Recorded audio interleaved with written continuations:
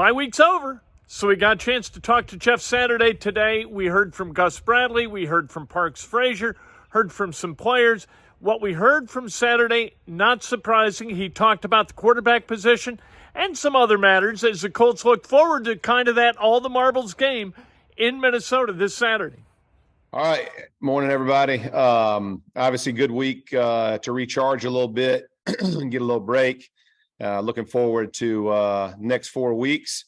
Big week for us against Minnesota going up there. I know they're trying to clinch and clinch their division. Obviously, didn't get it done against Detroit, so they'll be gunning to close this thing out. And we got to go up there and play our best ball. So looking forward to it. Have you decided on a quarterback yet for next Saturday? Yeah. I mean, Matt is going to be, Matt's going to be our guy going in Saturday, and so he's, I'm planning on him going and practicing well this week and going in and going to play a good game against the Vikings here Saturday. How have you seen him kind of handle all of this? I don't know. Just what have you observed and learned about him throughout the process of this season? Yeah, I mean, I think he's battled. I mean, I didn't. I'd be if I have no idea before I got here, kind of how he handled it. When I got here, he was coming off of his injury, and so obviously I got to see him on that portion. But I think he's battled. I think he's a realist. We talked about it. About Dallas and about even our game in Pittsburgh not being what we want. And I think he shoulders a lot of the burden. We haven't been good enough in a lot of areas. So, I hate to pinpoint one guy or one position, but obviously that's the quarterback position in the NFL, right? As you get way too much credit, you get way too much blame. But there's part of his game that has to improve. And we talked about that with a number of different guys. We got to play our best. And if we're going to win, we need Matt playing his A game. And that's my expectations for him. But, man, he's mentally tough, Steven. Like this guy's tough, man. He shows up ready to work. He's taken some shots this season. And then again, he's honest about his performance. He doesn't try to cover it. If he's not doing his part, he'll own that as well, which I appreciate. But I can guarantee this isn't how he envisioned this season. But since I've been here, that he's handled himself like a pro for sure. Jeff, at this point in the season, as a player in a team, you sort of are who you are. I mean, this is who you are. So going with Matt, how do you address the turnovers that for him and for the whole team that are just killing you guys? Yeah, it's casual and careless, and we as an offense can't be defined by that. And Chap, you just said it right. It's killing the football team, and as much as you would like your defense to make these stands and all these kinds of things, when you give them 4 on your side in a quarter, chances are they're not going to be. I think one we gave up the touchdown as we turned it over. So you're not giving them any opportunity to play good defense. And so I'm as frustrated as anybody about them. We're continuing to emphasize and stress those. So much of that to me goes back to the player that it's in charge of, right? Whether it's the running back or the tight end or the receivers or the quarterback, you got to protect the ball, man. You've got 53 livelihoods in your hand every time you touch it, and it needs to be.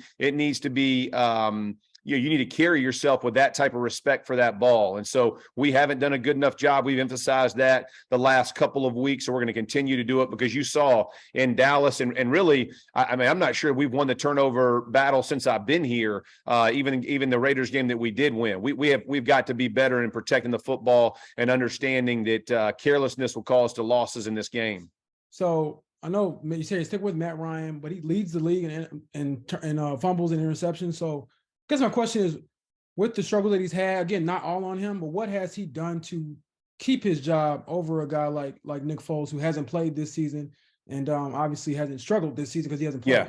No, it's a great question. I mean, here's the reality: is not all of them. You can't put all of them on him. And if you go back and watch the tape, which I've done a number of times over these past 4 or 5 days that I've had off. Not all of them can be attributed just to the quarterback, right? Whether it's the receivers or whether it's the back, whether it's the tight end, guys being where they're supposed to be, the expectations of the quarterback of where it all fits, pressure being there, whether it's from the offensive line or the running back or the tight end, the timing of the play. There's been a number of different things.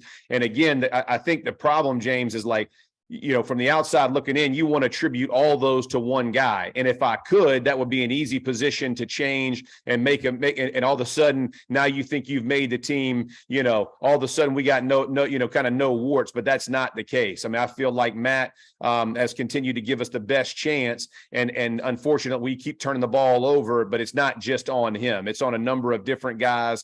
And again, those are the details that we talk about, being able to move it from the practice field to the game field, is making sure that guy knows where you're supposed to be and that you're going to be there on time. And then him putting the ball in the right place matters. Position of the ball, not just throwing it to the right guy, but putting the ball out in the right spot. So everybody has had their fair share of screw ups to cause these things. We got to get it fixed collectively as well. Were there any changes you wanted to make specifically after the bye that you maybe had more time to make? Anything you wanted to change about the way you've handled things so far? Yeah, I would say just, obviously going back and looking at the last 4 games, areas that we feel like improvement can be made, whether that's tempo from the offense, answers when we're not getting, what we expected to get, we can call them unscouted looks, right? When people are doing things, how can we make an adjustment quicker? From the line perspective, more vertical push, like all the different concepts that we go into each week, and how can we get those things addressed?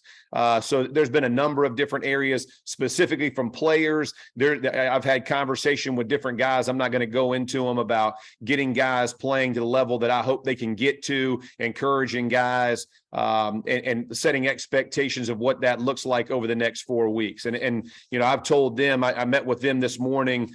We got 4 winnable games, but that doesn't, it starts in Minnesota on Saturday. And from a football team perspective, there's still a lot to play for, and you need to go make plays. And that means your individual battles. We need to see individual improvement from each guy and position groups collectively. So that's really my expectation in the next 4 weeks. But again, that starts Saturday. Hey, Jeff, you've kind of touched on this already, but just kind of curious what the bye week looks like for you.